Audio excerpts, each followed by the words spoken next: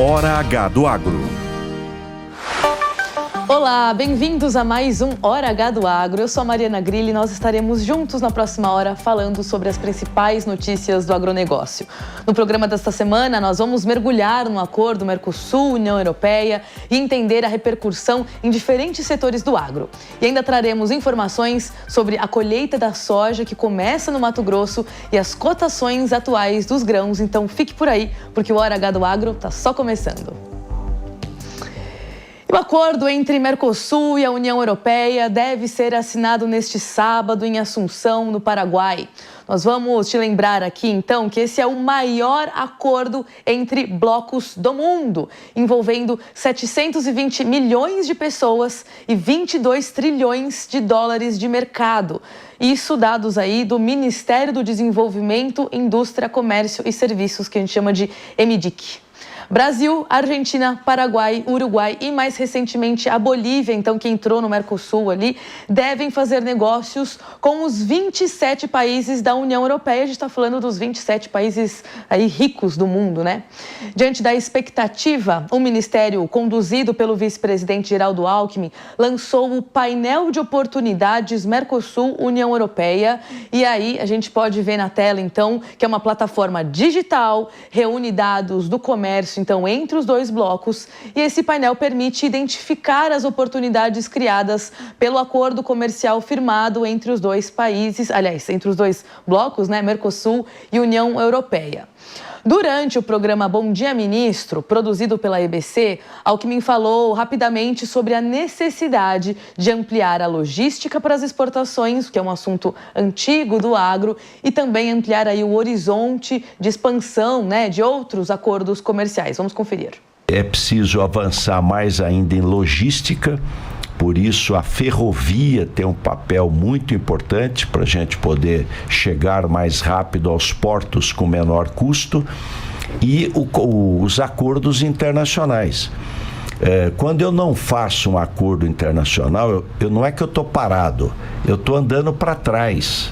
Porque outros concorrentes, outros países fazem acordo e vão ter preferência sobre nós. Por isso a importância. Mercosul, Singapura, Mercosul, EFTA, Mercosul, União Europeia. Vamos avançar agora, Mercosul, Emirados Árabes Unidos, Índia, o maior país mais populoso do mundo, Canadá, México. Nesse contexto, inclusive, o Alckmin estava falando sobre o desempenho do Mato Grosso, do estado do Mato Grosso. A gente vai falar mais sobre isso ao longo desse programa aqui também. Agora, ainda sobre Mercosul, União Europeia, o Instituto de Pesquisa Econômica Aplicada, o IPEA, também publicou dados recentemente sobre o potencial de negócios a partir da assinatura desse acordo.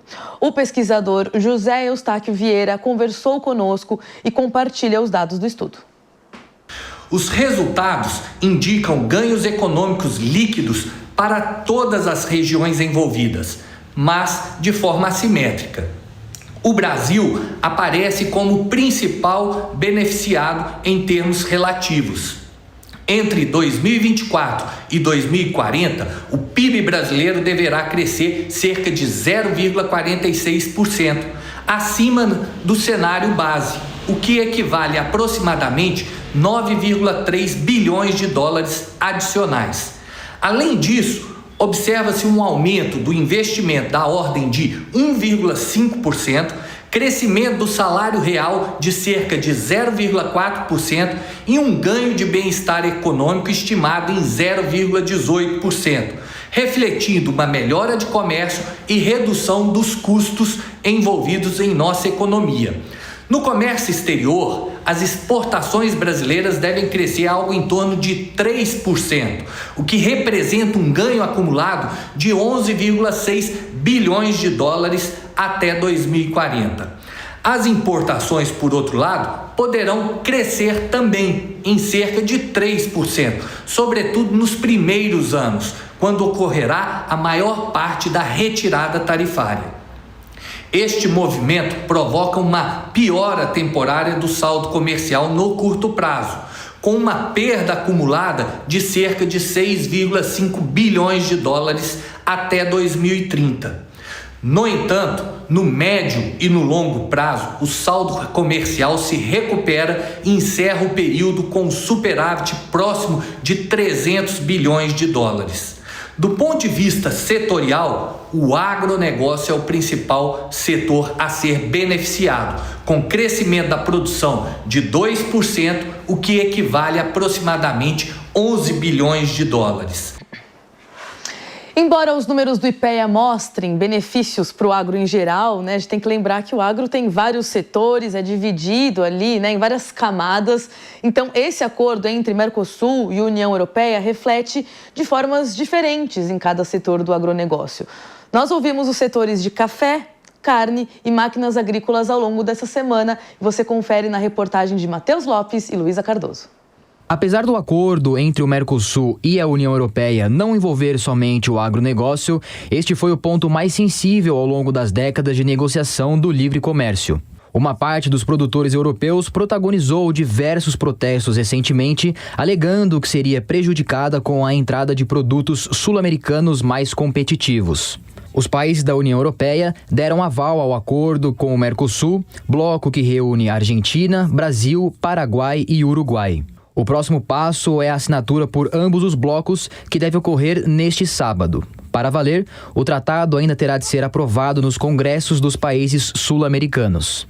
A estimativa é que o acordo provoque um crescimento extra de 2% no setor da agroindústria em 17 anos no Brasil, de acordo com a estimativa do Instituto de Pesquisa Econômica Aplicada. Nenhum setor como um todo deve ser prejudicado. Entre eles, serviços deve crescer 0,41% no período, extração mineral 0,08% e indústrias de transformação 0,04%. Segmentos específicos desses setores, no entanto, devem sofrer perdas. É o caso dos equipamentos elétricos e de máquinas e equipamentos. As demais indústrias dos países do Mercosul deverão ter perda de 0,32% em 17 anos, enquanto a da União Europeia um ganho de 0,22%. Na agroindústria brasileira, o segmento de carnes de aves e suínos receberá o maior impulso com o acordo, com um crescimento previsto de 9,2%. Para os frangos, o acordo autorizará, após 6 anos, a entrada de 180 mil toneladas de carne sem taxação. Essa cota deverá ser dividida entre países do Mercosul. Ricardo Santin, presidente da Associação Brasileira de Proteína Animal, explica quais ações estão programadas para fazer o Brasil ganhar mais espaço no mercado europeu. Mostrar que o frango brasileiro é um frango sustentável, que ele é um frango que tem, digamos assim, qualidade, que atende a todos os requisitos da União Europeia, todos os estándares, ele está longe de qualquer digamos assim, regramento que nós não possamos alcançar. Então a gente vai mostrar isso, vai reforçar, porque os canais de comércio já existem. Hoje já é reforçado, o Brasil já é o maior vendedor de frango para a União Europeia. Então você não precisa desenvolver novos canais de venda, e sim reforçar a imagem da qualidade, da sustentabilidade do produto e, acima de tudo, então, reforçar com os nossos clientes. São trabalhos de imagem, como participação de feiras, participação em seminários, fazendo um trabalho de convencimento e demonstrando que esse trabalho que o Brasil faz é um trabalho que tem complementariedade com a indústria local. Nós não estamos lá para prejudicar a produção local. Embora haja, sim, agricultores franceses, húngaros, poloneses reclamando contra o acordo, isso não é verdade e nem é justo. Nós fazemos algo que é complementar.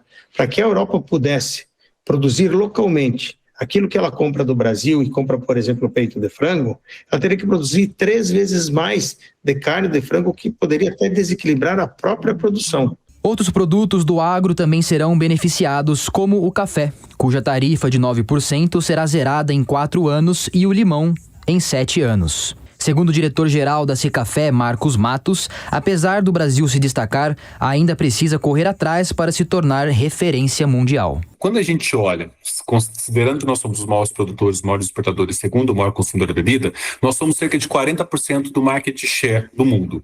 Mas se a gente olhar o PIB do café, que dependendo da fonte que a gente utiliza, ele pode ser de 800 bilhões de dólares a 1 trilhão de dólares, a gente tem uma fatia pequenininha, abaixo de 3%.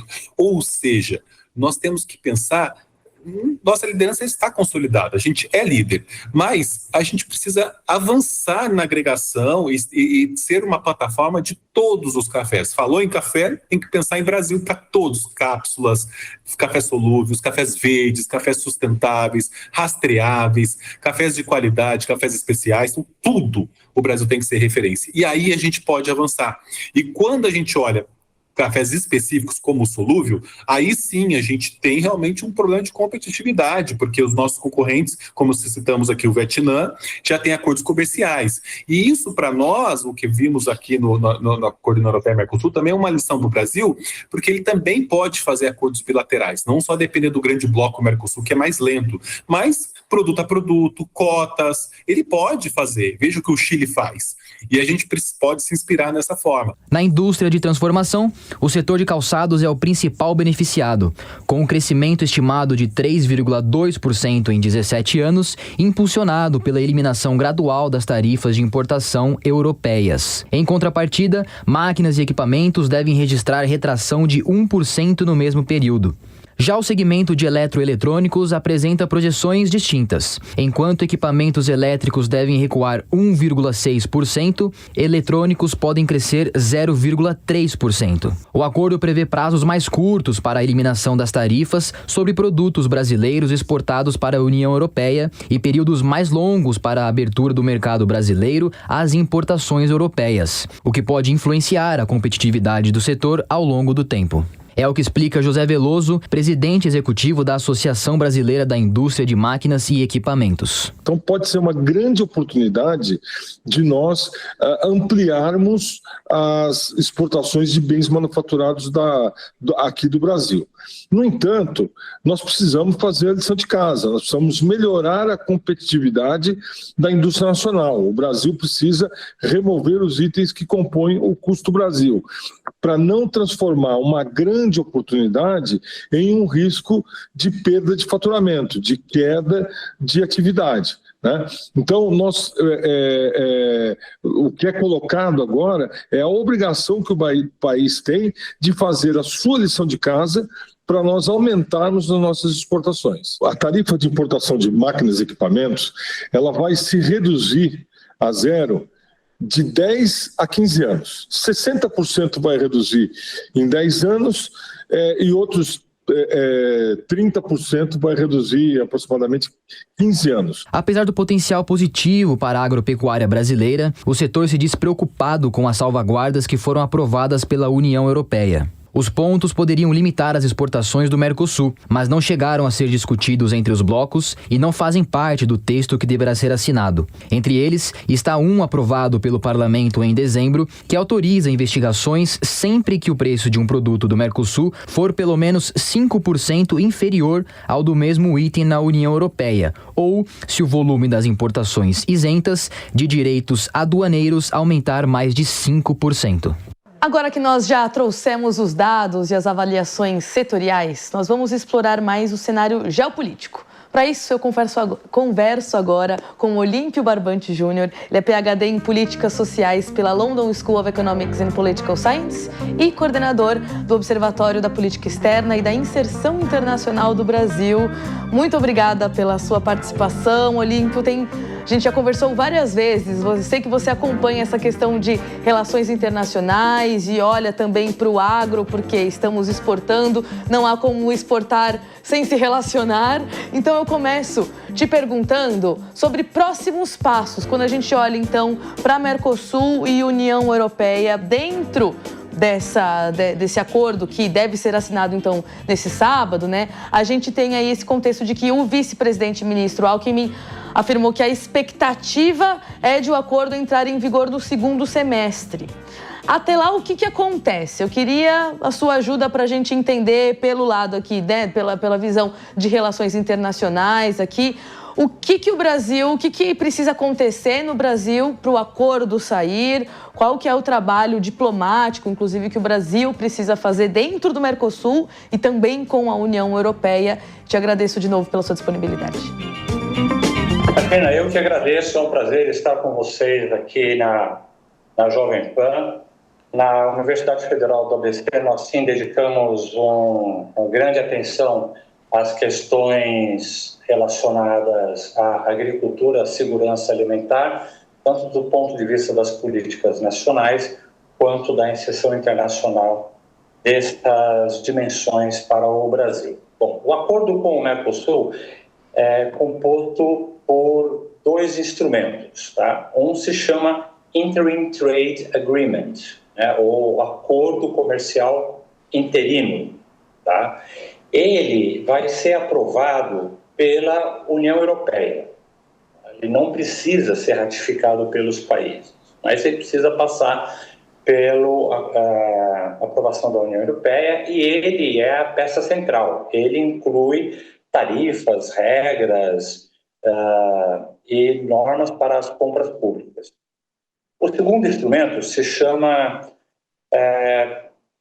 European Union Mercosur Partnership Agreement, que é o que seria o elemento, vamos dizer assim, estruturante deste acordo. Ele é, na linguagem das relações internacionais, se chama Umbrella Agreement, acordo guarda-chuva. É ele que dá suporte aos demais acordos que vêm ali pendurados, por assim dizer, debaixo do guarda-chuva. Essa parte, esse instrumento, ele exige ratificação política dos parlamentos nacionais. E aqui a gente pode ter ainda alguma discussão, algum entrave, tá? No primeiro parte, que é o ITA, Interim Trade Agreement, não deve haver problema. Então, o primeiro passo é a aprovação, tá? Nos próximos meses é a aprovação pela União Europeia e pelos parlamentos nacionais desses instrumentos.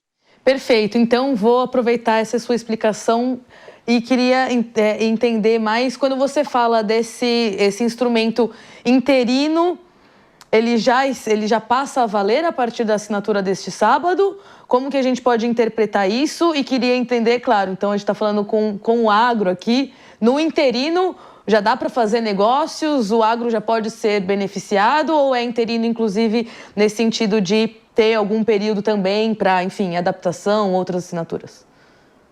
Olha, ele é cheio de detalhes, né? E essa é uma das questões centrais, quer dizer, quando entra em vigor e quando não entra, quando demora, né? De imediato, entra em vigor para alguns nichos, poucos, tá? São nichos de alto valor agregado, como, por exemplo, cafés especiais, produtos alimentícios processados da categoria premium e algumas frutas que basicamente já estão no mercado europeu, tá? Então, não são muitos os produtos que vão de imediato se beneficiar. Em seguida, vem o médio prazo. O médio prazo é uma janela de 4 a 5 anos, tá? E aí é uma discussão mais difícil porque entram as cotas. E muitas vezes essas cotas elas não são dadas de uma única vez, elas são estabelecidas por etapa. Aí vem o caso de etanol, aves, cachaça, né? E depois o longo prazo. O longo prazo são 10 anos, tá? E aí entram as cadeias que precisam de uma reconfiguração logística para atender às demandas típicas do comércio da União Europeia. Muito interessante isso que você falou de logística, porque antes de você entrar no ar, a gente trouxe exatamente também uma fala do vice-presidente Geraldo Alckmin, em que ele fala exatamente isso, de como que o acordo acaba provocando a necessidade de ampliação logística, e a gente sabe que isso é um fator muito preponderante no agronegócio e é um tema muito caro para o agro, né? Na sua experiência, você acredita que realmente essa possa ser, então, uma via de conversa que precisa amadurecer, a questão logística, porque lá eles trabalham de um jeito, e aí lá, quando eu tô falando lá, é 27 países, né? Tudo bem que a gente sabe que, por exemplo, o Porto de Roterdã é o principal, e dali sai o polo para outros países, mas você acredita que esse ponto, ele precisa estar mais na mesa, inclusive sendo dialogado pelas vias diplomáticas? Olha, é o momento da consolidação e da profissionalização do agro brasileiro, tá? A integração, a capacidade de integração às cadeias de valor internacionais. Havendo a capacidade de integração às demandas sanitárias e fitossanitárias e às barreiras técnicas estabelecidas pela União Europeia, que não são novas, tá? Apenas esse acordo facilita a entrada de produtos brasileiros, mas essas dois tipos de barreira, né, que são sanitárias e fitossanitárias, as barreiras técnicas, elas já existem, já estão colocadas lá. Havendo a possibilidade de o agro brasileiro, numa maior escala, se adaptar a esse tipo de regra, ele não se beneficia só do Mercosul, mas ele é capaz de entrar em mercados de acordo bilateral com outros países, tá? Quem já está nesse tipo de regra? Esses grandes exportadores brasileiros. Carne, açúcar, etanol, eles já são capazes de cumprir essas regras. Mas existe uma enorme fatia do agro brasileiro que poderia exportar e não exporta, quer seja para a União Europeia ou para outros países, porque não está organizado em termos de logística, o que significa atender essas demandas, tá? Então, para que esse setor, vamos dizer, de tamanho médio consiga se organizar, ele tem que ter, por exemplo, indicação de origem, o que significa rastreabilidade, tá, da origem do seu produto, e atender diversos padrões técnicos e fitossanitários. Alguns são, por exemplo, assim, olha, o teu produto não pode ter transitado por estrada de terra, tá? Então já bloqueia diversos produtores em diversas regiões do Brasil, assim como qualquer mundo afora. O que significa que quem vai se beneficiar inicialmente são os produtores que estão localizados em regiões onde a infraestrutura de logística rural já é mais avançada. Naquelas áreas produtoras que são mais isoladas, elas vão precisar não apenas da organização do produtor, mas do governo federal, do governo estadual, do governo municipal, para entender que se trata de um esforço coletivo, não só do produtor, pessoa física, o empreendedor, é um esforço coletivo de aumentar a capacidade do país como um todo de produzir com qualidade. Muito bom, professor. E aí, eu queria também entender, porque você representa aí um observatório que cuida da inserção internacional do Brasil. Quais pautas que vocês trabalham? Queria entender um pouco como que vocês olham, então, dentro do observatório, dentro da UFABC, essa tríade, né? Comércio, relações internacionais, agronegócio. A gente está falando muito de Mercosul e União Europeia, mas o próprio Alckmin também já falou de outros acordos, né? Então, vocês estão mapeando outros acordos, outras possibilidades? O que tem sido prioridade nos estudos de vocês aí também? Bom, do ponto de vista da inserção internacional, a questão não é única e exclusivamente a agricultura, né, estrito sensu, que é a exportação de produtos agrícolas, tá? Mas a análise deste tipo de inserção na categoria analítica, como nós usamos nos estudos acadêmicos, dessa terminologia, na categoria analítica segurança alimentar. Tá? Porque nós exportamos produtos do grande agronegócio e isso é muito bom para o país, é o que está segurando a balança comercial brasileira. Mas isso não significa que nós exportemos outros produtos que servem para a alimentação do brasileiro. Poderíamos também exportar e poderíamos aumentar a quantidade de produtos que compõem a cesta de alimentos brasileiros, de alimentos na mesa do consumidor, quer seja brasileiro ou de outros países. Tá? Então, do ponto de vista de alimentos,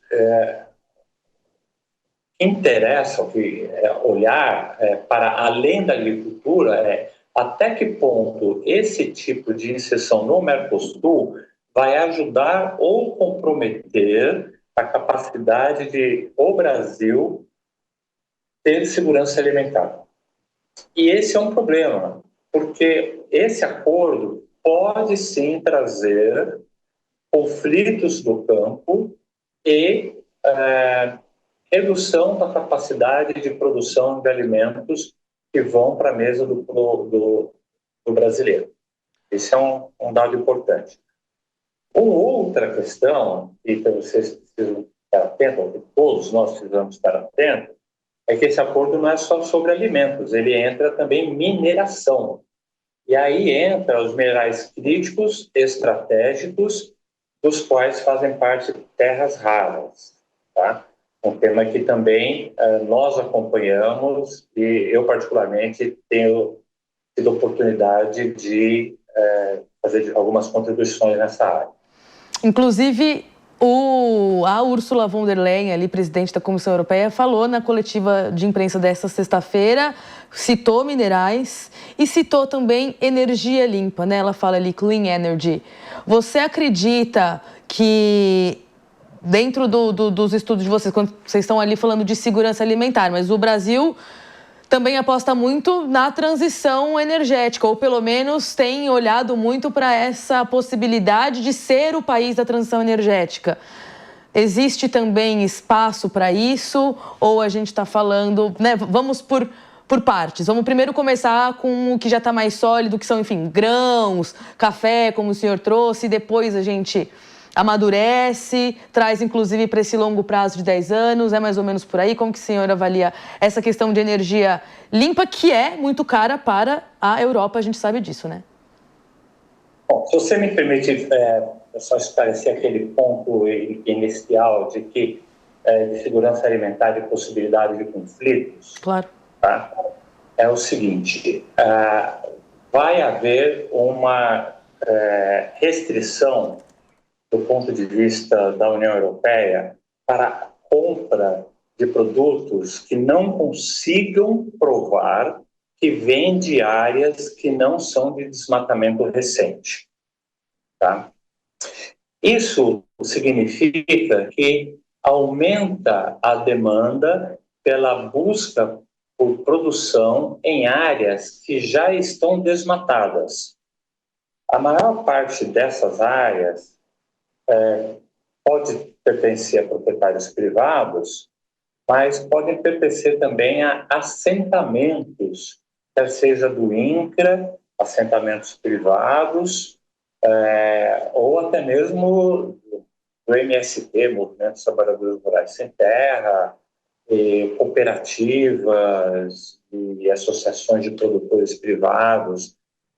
Então, essas áreas que podem provar que já estão abertas, elas vão ser mais procuradas para passar a integrar essas cadeias de valor que vão fornecer produtos para a União Europeia e, eventualmente, para outros países. Tá? Então, vai haver uma competição por essas terras e, possivelmente, compra, mas também, possivelmente, conflitos agrários relativos a proprietários que não queiram sair de qualquer forma, e aí existe uma pressão para que isso aconteça. Pode haver conflitos envolvendo violência, como acontece no rural brasileiro. Tá? Então, isso é uma coisa. 2. Chamo atenção para frutas, tá? Que passou ali meio despercebido nessa discussão, mas para além das frutas tradicionais que compõem o paladar, o consumo do brasileiro, que são frutas europeias, né? Nós comemos maçã, pera, morango, fruta do conde, são frutas que de alguma maneira vieram para o Brasil e passaram a integrar a nossa alimentação. No entanto, o Brasil é campeão de frutas tropicais maravilhosas: cajá, cupuaçu, mangaba, bacuri, buriti, cagaita, diversas frutas que podem ganhar o mercado mundial. Tá? E frutas têm alto valor agregado, porque é difícil você mexer com frutas, você precisa de colheita manual. Então, se o Brasil souber trabalhar, o Ministério da Agricultura, junto com o Ministério do Desenvolvimento Agrário, junto com prefeituras, com associações de produtores, tem espaço para todo mundo, tem espaço para não ter conflito agrário, tem espaço para todo mundo ganhar dinheiro. E o campo de frutas, especificamente, é um que o Brasil pode desenvolver em larga medida, principalmente porque temos sol, porque temos chuvas, e temos inúmeras frutas provenientes do Cerrado, principalmente dessa região do Cerrado, mas algumas também na Amazônia. Ponto. Em relação a frutas. Em relação a minérios, tá? O presidente Lula criou um grupo de trabalho para estudar uma política nacional de minerais críticos e estratégicos. Tá? Isso vem inserido dentro do uso da terra. Tá? Na COP30 do clima, o termo que se usa é mudança do padrão de uso da terra. Essa mudança de padrão pode ser para a agricultura, mas pode ser para a mineração também, ou para a produção de papel. Eu também quero chamar a atenção para isso, porque é um outro setor que vai haver uma revolução, tá? Na celulose. Tá bom? E o Brasil vai ser o grande player mundial de celulose. Tá? Nós vamos voltar agora para o mineral. Tá? Mineral crítico, estratégico e terras raras. Terras raras, elas são um tipo de mineral estratégico. Mineral crítico é aquele que você precisa, mas não tem. Por exemplo, fosfato. Ele é crítico para a agricultura precisa, mas o Brasil tem pouco, então ele é crítico. Tá?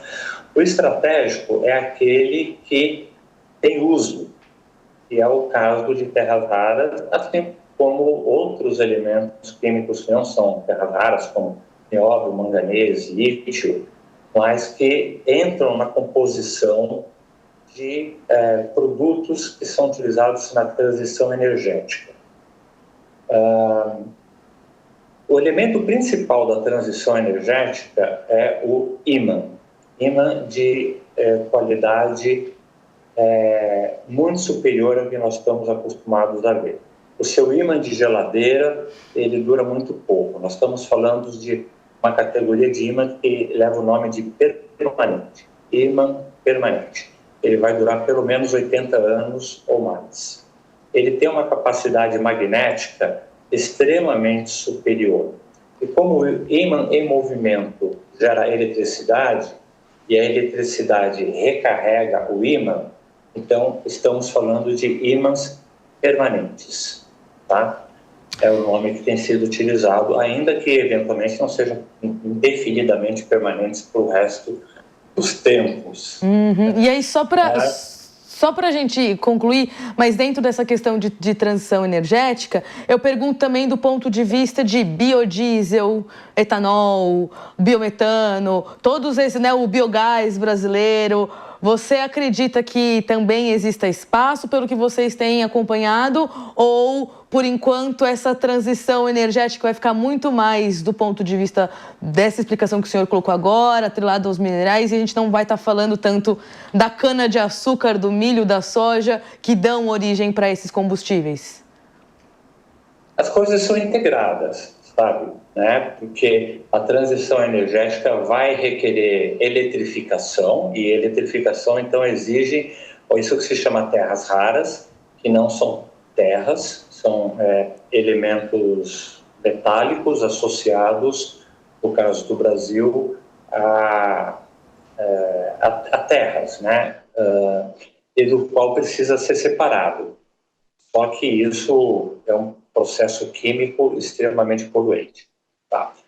Junto com isso, vem o etanol, porque o etanol, já temos a tecnologia de produção e ele é menos poluente que a gasolina.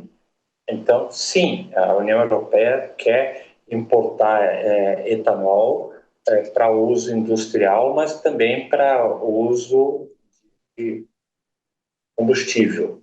Tá? Junto com isso vem açúcar. Tá?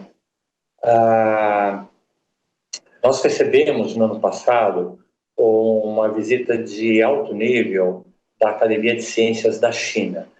E eles nos disseram o seguinte: a China criou uma nova política de consumo de adoçantes. Eles não querem mais utilizar adoçantes químicos, tá? Essas gotinhas de diversos produtos que são utilizados para adoçar, e nem açúcar de fécula, que eles utilizam, fécula de batata para adoçar. Eles querem açúcar de cana, eles querem produzir cana. Eles foram até a única fazer uma discussão sobre como plantar cana no sul da China, mas eles vão importar açúcar do Brasil em larga escala. Então, a demanda por açúcar vai ser enorme, tanto da União Europeia quanto da China.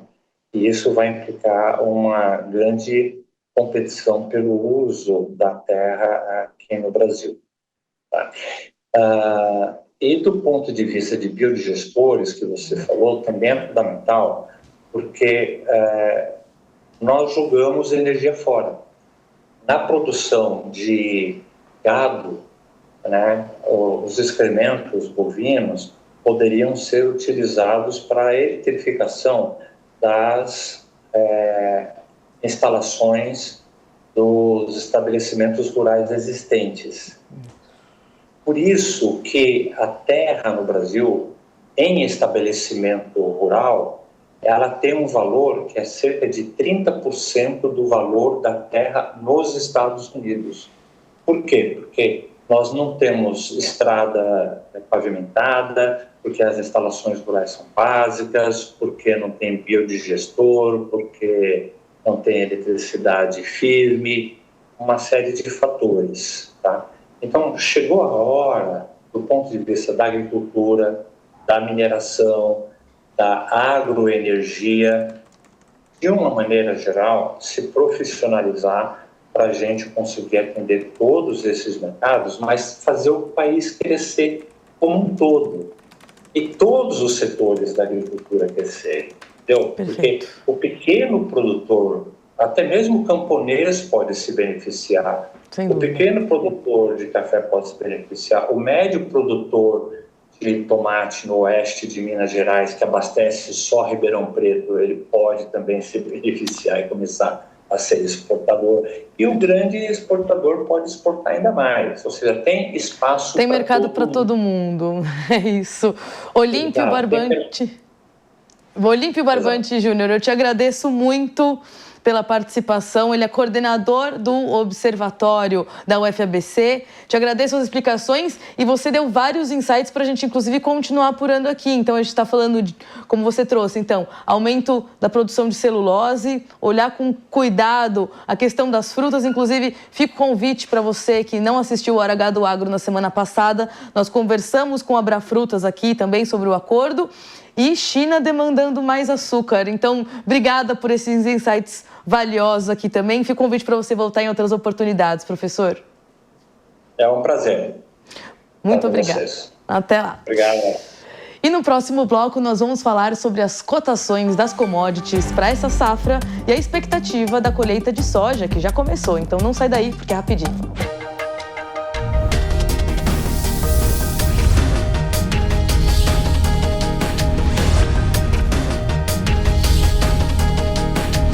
Hora H do Agro.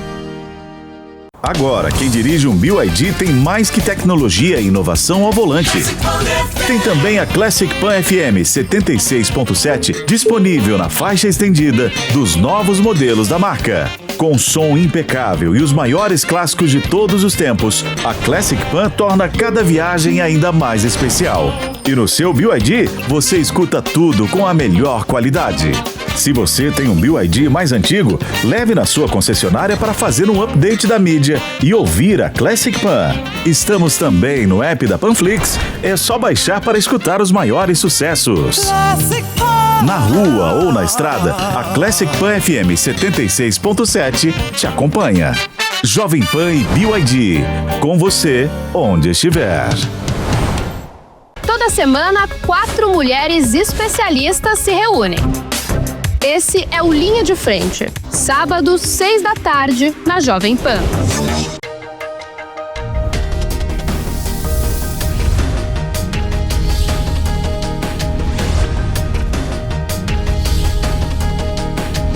Hora H do Agro.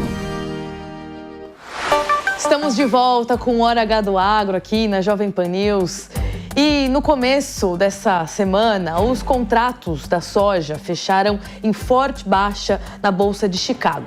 As cotações foram pressionadas pelas novas projeções do Departamento de Agricultura dos Estados Unidos, o USDA. De acordo com especialistas de mercado, isso ocorreu porque o USDA elevou a estimativa de produção de soja dos Estados Unidos na safra 25-26 de 115,7 milhões para 115,99 milhões de toneladas. O aumento contrariou a expectativa do mercado, que esperava uma leve redução nos Estados Unidos. Contudo, tudo muda muito rápido e já no final, então, da semana, o mercado apresentou uma reação. Nós vamos entender mais desse cenário no Ações e Cotações. Ações e Cotações. Para conversar conosco, nós vamos receber o analista de grãos da EdPoint, Luiz Roque. Bem-vindo ao Hora H do Agro, Luiz. Obrigada pela sua participação.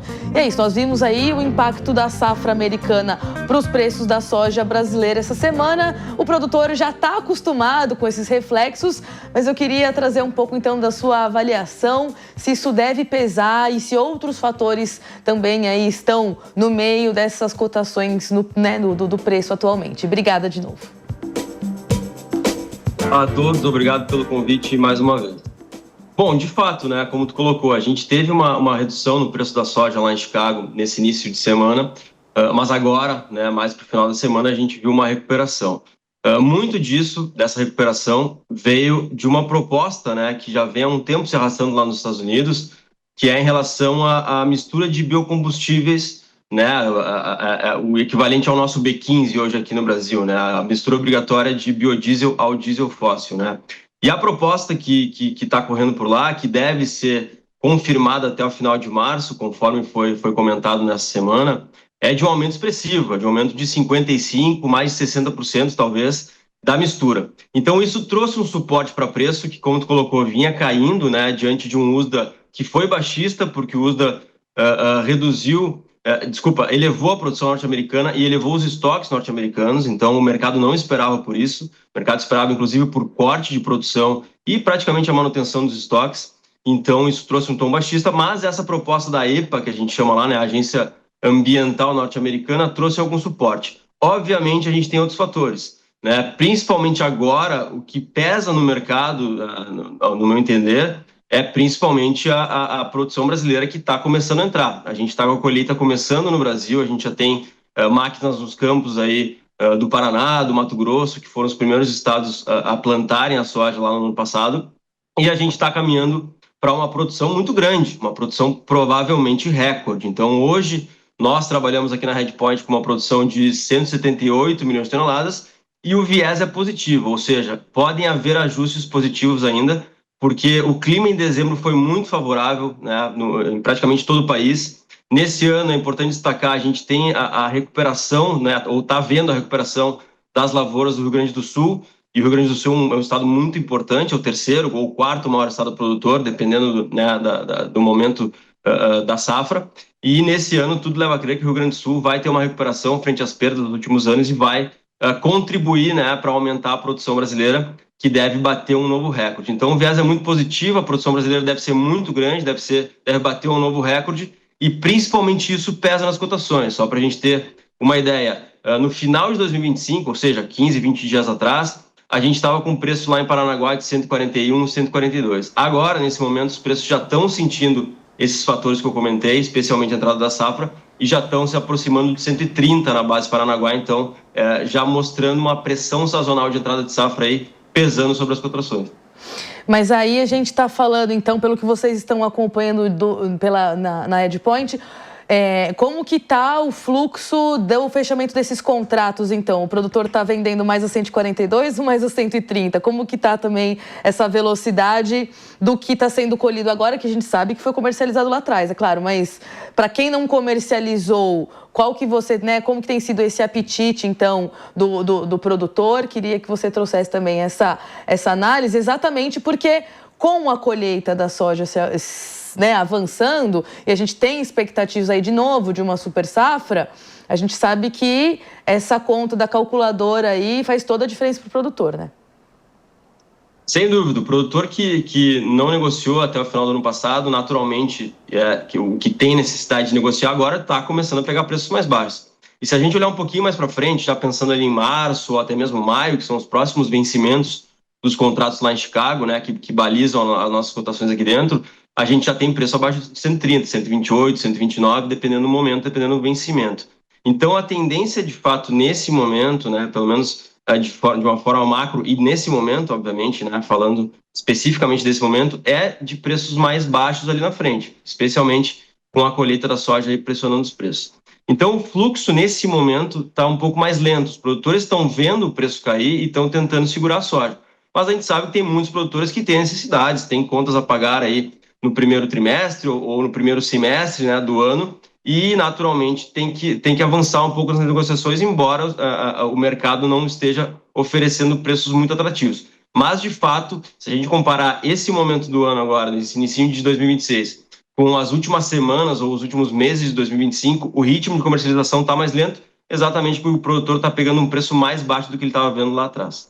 Interessante. Eu queria voltar na sua resposta anterior, na verdade, porque eu também fiquei com uma dúvida. Você falou, então, dessa questão dos Estados Unidos incrementarem essa produção deles, também muito olhando para bioenergia. Essa é a compreensão que a gente pode ter, pelo menos no momento. Os Estados Unidos estão investindo mais em bioenergia, investindo mais numa produção de grãos que vai trazer essa transição energética. A gente estava falando disso olhando, né, no bloco anterior, olhando para a União Europeia, se o acordo Mercosul-União Europeia pode fomentar a bioenergia, olhando aqui para a produção brasileira. Os Estados Unidos também estão olhando para a bioenergia deles, então?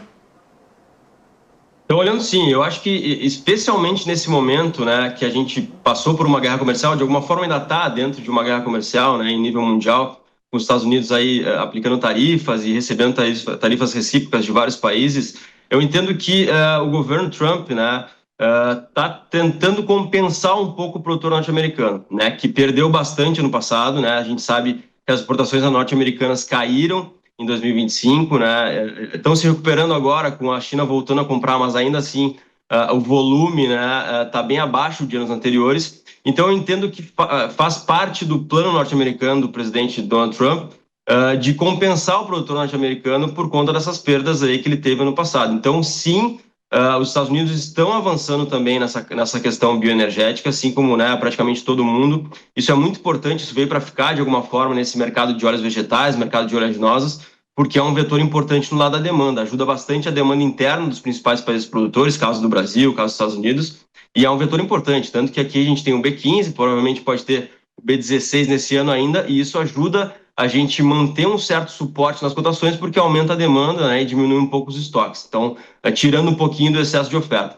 Então, a resposta é sim, os americanos estão avançando e o passo que eles querem dar esse ano é um passo bastante agressivo, né? Como eu comentei, a proposta de aumento de mistura é de 55%, 60%, quem sabe até 65%, né? Isso é como se a gente saísse no Brasil aqui de um ano para outro de B15 para B21, B22. Então, é um aumento muito expressivo que, se confirmado, pode trazer um suporte adicional, né? Ou um suporte que hoje a gente não tem no mercado da soja, podendo trazer um ambiente um pouquinho menos negativo, um pouquinho mais positivo ali na frente. Então é importante a gente ficar de olho nisso também, porque sim, os americanos estão avançando nisso e é um vetor bastante importante para o mercado de soja aí nos próximos meses. Muito interessante, até porque a gente sabe que Estados Unidos dita tendência e, ao mesmo tempo, a gente lembra que o presidente Donald Trump saiu de vários movimentos, várias agências ligadas à ONU, inclusive agências voltadas a clima.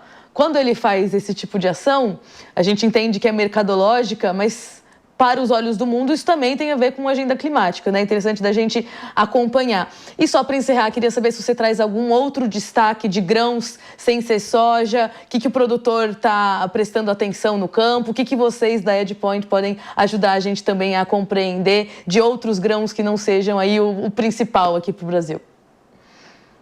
Eu acho que a grande dúvida agora é, né, para os produtores do Centro-Oeste, do Sudeste, que plantam a segunda safra, que normalmente é a safrinha de milho, né, é a atenção a isso, a atenção ao clima para a colheita de soja, para ver como é que vai ser a janela, né, para o plantio da segunda safra de milho, que deve começar em breve. Então isso é fundamental para a gente entender, né, daqui a algumas semanas, qual vai ser o verdadeiro potencial da nova safra de milho brasileira. Hoje a gente trabalha com uma nova expansão da área de safrinha no Brasil, mas eventuais atrasos de colheita na soja podem levar a atrasos de plantio no milho, aumentando o risco climático. O produtor pode deixar de plantar algumas áreas e isso pode diminuir um pouquinho o potencial. Então eu diria que o produtor, né, de grãos do Brasil, milho e soja especialmente, agora ele está concentrado no plantio da soja, mas em breve vai ficar concentrado no plantio do milho, na colheita da soja, perdão, e em breve vai estar concentrado no plantio de milho, muito de olho no clima, que ainda é um fator importante aí para a gente entender qual que é o verdadeiro potencial dessa nova safrinha de milho que vai ser plantada.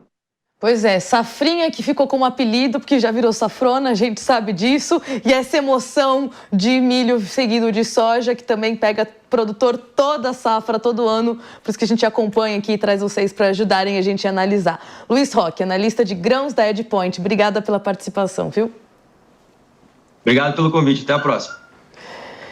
E agora nós vamos falar então sobre a previsão do tempo, porque isso tem tudo a ver com a tomada de decisão lá do produtor rural. Esse é mais um Por Dentro do Clima. Por Dentro do Clima. A Ludmila Camparotto, meteorologista, nos conta então como deve ficar o ritmo de chuvas para as principais áreas produtoras do país. Olá, Mariana. Olá a todos. Bom, a gente vai observar uma mudança no comportamento das chuvas durante essa próxima semana, né? Primeiro, a gente tem um novo sistema avançando pela região sul do Brasil, que deve provocar chuvas em várias áreas produtoras, mesmo que de maneira um pouco irregular em termos de volumes, mas mantendo uma condição bastante favorável ao desenvolvimento das lavouras, falando principalmente da região sul do Brasil. E esse sistema ele avança também pela região central ao longo da próxima semana, levando chuvas a grande parte das áreas produtoras. Agora, um ponto de atenção é que nós poderemos ter um corredor de umidade se formando na região central do Brasil, desde a região ali de Rondônia, passando pelo Mato Grosso, Goiás, grande parte do Sudeste, Minas, algumas áreas do Mato Piba, e com isso existe a expectativa de uma invernada na região, o que pode provocar algumas paralisações nos trabalhos de campo, tanto na realização de tratos culturais, pulverizações e até mesmo na colheita, que está começando a avançar em algumas áreas do Mato Grosso. Então a gente tem essa possibilidade aí de uma pequena invernada, né, nessa próxima semana, nessa faixa mais central do país. Consequentemente, lá no sul, o tempo deve abrir novamente. Então, a gente tem uma semana de tempo mais aberto falando de sul, uma condição bastante favorável para quem está realizando colheitas, seja da parte de IHF, né, em áreas de Santa Catarina, seja do milho, ali na região do Rio Grande do Sul. Então, a gente tem essa condição de tempo um pouco mais favorável para os trabalhos na região. E um outro ponto é que as chuvas devem retornar de maneira mais abrangente sobre a região centro-norte do Brasil, pegando grande parte das áreas do Mato Piba. Nós tivemos, nesse início de janeiro, um período sem chuvas em algumas regiões, com áreas com 15 dias sem nada de chuvas, outras choveu de maneira irregular, mas é uma semana em que grande parte da região deve sim receber algumas chuvas, E por enquanto a gente não observa ao longo das próximas semanas uma tendência de um veranico prolongado novamente sobre essas áreas, Então a gente volta a ter uma condição favorável aí para o desenvolvimento das lavouras na região, aquela área do norte do Maranhão, norte do Pará, que também estão com chuvas muito irregulares, tendem a receber chuvas durante esse próximo final de semana, E aí volta aquela condição, falo que é uma gangorra de chuvas, Horas chovendo no sul, esses sistemas avançam pela região centro-norte, aí o tempo abre no sul e aí a gente fica com essa gangorra, das chuvas no Brasil. E falando um pouquinho das colheitas, que devem acontecer dentro do mês de fevereiro, esse é um ponto de atenção, A gente sempre vem observando os modelos indicarem uma possibilidade de chuvas mais frequentes e até um pouco mais intensas entre fevereiro e o início de março sobre essa região mais centro-norte do Brasil, que é um período onde grande parte aí das lavouras devem ser colhidas, Então, é um ponto de atenção não só em relação à colheita ali no campo, mas toda a logística, que isso envolve. Então, realmente a gente precisa ter esse ponto de atenção, esse planejamento, principalmente pensando segunda quinzena de fevereiro, início de março, que a gente pode ter aí um avanço significativo das colheitas, mas com possibilidade de chuvas mais frequentes. E aí fica aquele ponto de atenção também para o safrinha, Porque a gente colhe a soja, precisa plantar o milho. Muitas vezes dá para colher, mas não dá para plantar, dependendo da frequência das chuvas, Então é um ponto de atenção. A tendência de que as chuvas avancem pelo menos ao longo do mês de abril, principalmente na primeira quinzena do mês de abril, acontecendo em grande parte aí das áreas produtoras do país. A partir da segunda quinzena de abril a gente pode já observar uma diminuição dessas chuvas, não uma ausência total, mas uma diminuição principalmente ali na região do centro-oeste. E avançando um pouco mais ali dentro do mês de maio, até existe a possibilidade de ocorrência de algumas pancadas de chuvas, mas aí já não acontecem para todo mundo. Então, realmente, a gente tem uma janela de colheita da soja, plantio da segunda safra, um pouco mais apertado, e é um ponto que merece atenção aí ao longo dessas próximas semanas. Ludmila Camparoto, muito obrigada pela sua participação. E a colheita da soja 2025-26 foi iniciada nas últimas semanas em áreas do norte de Mato Grosso e do oeste do Paraná. E a expectativa é de boa produtividade, como a gente ouviu aí. O Instituto Mato Grossense de Economia Agropecuária, o IMEA, informou que a colheita alcançou 1,98% e apenas não avançou mais devido às chuvas pontuais que limitaram o avanço, então, dos trabalhos nas lavouras. Dados da consultoria Agroconsult projetam uma produção histórica de soja na safra 25-26, estimada em 182,2 milhões de toneladas. Isso representa crescimento de 5,9% em relação ao ciclo anterior. Já a produtividade média no país deve chegar a 62,3 sacas por hectare, acima das 60 sacas da safra passada. A área plantada de soja no Brasil também cresceu e deve alcançar 48,8 milhões de hectares, com aumento próximo de 1 milhão de hectares. O nosso programa fica por aqui, mas você continua conectado nas nossas redes sociais e ligado na programação da Jovem Pan News. Muito obrigada pela sua companhia. Eu agradeço a todo mundo que faz o programa junto comigo e a gente te espera na próxima semana. Até lá!